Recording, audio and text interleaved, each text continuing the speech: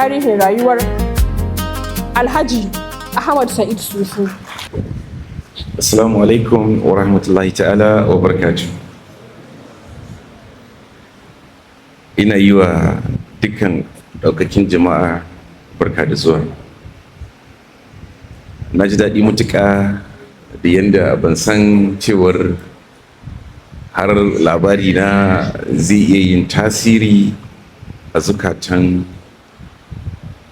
matasa masu tasowa da ma masu kasuwanci, masu wannan shiri na kowa ka gani a Inuwa suka hango akan cewar har zan iya yin tasiri a cikin rayuwar jama'a al'umma na wannan gari na mai albarka da ma maƙotanmu da ma na ji an ce har da ƙasashe maƙotanmu da suka zo. Ina yi wa kowa barka da zuwa, ina ƙare muku sallama. Assalamu alaikum wa rahmatullahi ta'ala wa barakatuh. Mai gabatarwa ko mai faɗar tarihi sai na ji kamar ma ta faɗi komai da komai, wataƙila sai dai ko in amsa tambayoyi to, amma dai zan ɗan sake kaɗan daga ciki ko a taƙaice. Wataƙila ina ganin cewar abin da zai fi mana tsayi daga ciki shine masu tambayoyi. Zan tafi ne kai tsaye gurin lokacin da na fara kasuwanci, tun da an riga an ba da tarihin rayuwata a taƙaice. Na kasance ɗalibi.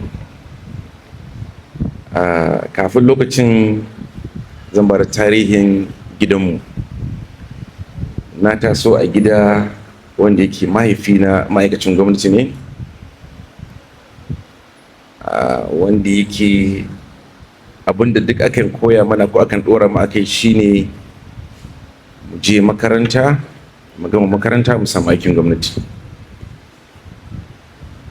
Na taso da yayye wanda yake so duka haka path ɗinsu ya zama, duka sun zamanto akan cewar sun yi karatu kuma yawancinsu gaba ɗayansu ma'aikatan gwamnati ne.